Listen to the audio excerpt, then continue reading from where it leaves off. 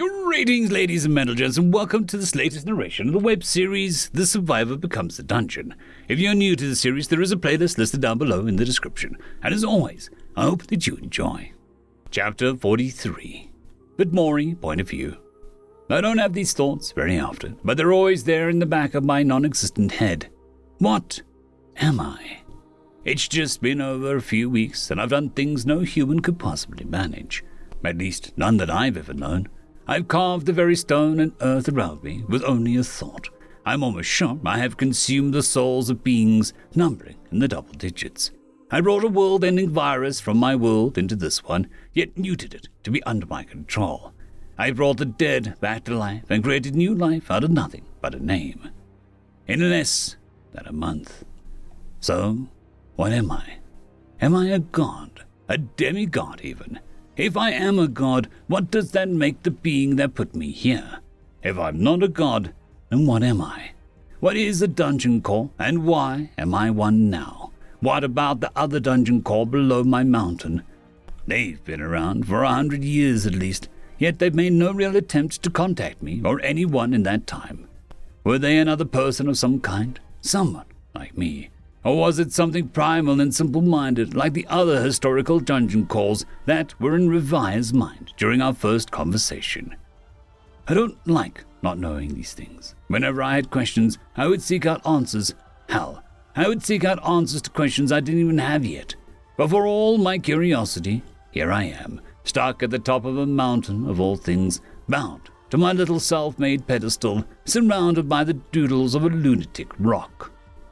There are moments where I wonder if any of this is real. Maybe I'm dead and gone, and all this is a mad delusion of my still active mind in my ever-roaming corpse. But regardless, these are just thoughts. Nothing I can truly act on. What I can do right now is work on fixing one of my most loyal subordinates and his subordinate, so that they can get back into the thick of things and get me more answers from the guy in my basement. Anyways, looking Dread over again, I think he's somewhat stabilized compared to earlier, mostly thanks to the lizard woman. I'm not exactly sure how she does it, but from what I can tell, she places her hand against the stomachs or chests of someone and injects some of her own mana before swirling it around. Somehow, in doing so, she stimulates some sort of healing factor with her own mana. It's certainly a much slower process than what I've done before, but it also looks significantly less painful than my way. Gluttony is also marginally better, but that's not saying much since it's going to take longer for her to get stable. I wondered why the lizard woman hadn't done the same treatment for the rabbit, but now that I'm thinking about it, it probably has to do with the fact that he doesn't have a mana heart. His recovery is a little slower going, after all. A barbed arrow getting lodged into the small intestine is bound to cause issues. The removal of the arrowhead was clean enough, and the lizard woman was able to close the internal wound, at least using some kind of spiderweb mesh. She then covered the external damage with a herbal poultice before using some more of that web mesh. Now, it's all a matter of bed rest to recover from blood loss, as far as I can see. Back to Dread. I did consider simply rebuilding his arm, but based on my limited experience treating Zacitar's wounds, despite his reptilian healing factor, rebuilding his tail cost a lot more than repairing it and improving what he already had. While I'm not exactly flush with humanoid limbs, I do have a lot of animal parts. The bone structure isn't too extremely different. Maybe some extra joints that need fusing and some digits that need extending. What I'm worried about is that Dread's body might reject the limb if I simply snap it on. I need to make it a part of him somehow. Maybe I could blend the snake wolf DNA into Dread's DNA, combine the two until there's something entirely new and one. I think that's what I should do. But a single snake wolf leg probably won't be enough to do something like that. So I'll use a whole wolf instead. Definitely not the alpha though, since I've got plans for them. I go ahead and lay out the entirety of the wolf that had separated limbs across Dread. The poor guy grunted in pain with the added weight. Sorry. Now, I'm not exactly sure where to go from here, but I think if I just swirl my mana between the two of them, something neat should come out. It's slow. This new experimental process takes hours through the night. With that said, Red doesn't seem to be in any more noticeable pain or distress.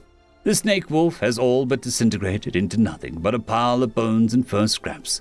The rest, as far as I can tell, has been converted into energy and material, which were mixed into Dread. As for Dread, that's been interesting to see so far.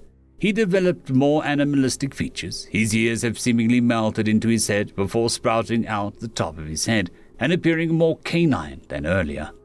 He's also more hairy than before, not full-on fur coat, but he looks like he'll probably slightly warmer during the winter months. His jawline appears slightly more developed, not jutting out, but sharper with more defined muscles, almost as if he's gained something significant in terms of bite strength. Focusing on his mouth, his canines are slightly more pronounced and sharpened, but the fascinating thing to see is the fact that the fangs are now hollowed. It seems Dread now has the capability to either spit or inject venom with a bite. Moving on along his body, I can see that his bones are more fortified, his skin is more resilient, and even his lungs and liver, of all things, have been fortified.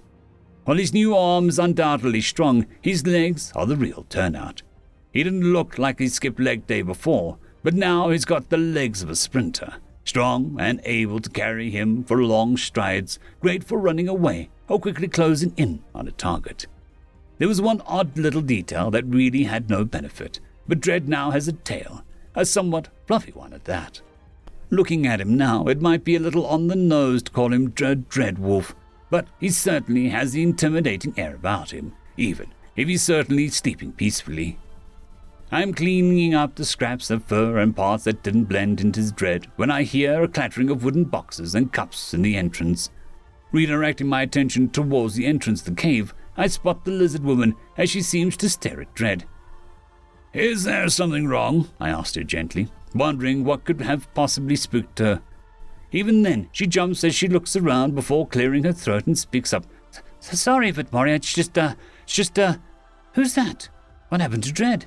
she asked, approaching the wolfkin before her, and she looked him over. "Ah, sorry. You might not recognize him, but that's Dread right there. I combined him with one of those snake wolves to help him with his missing limb.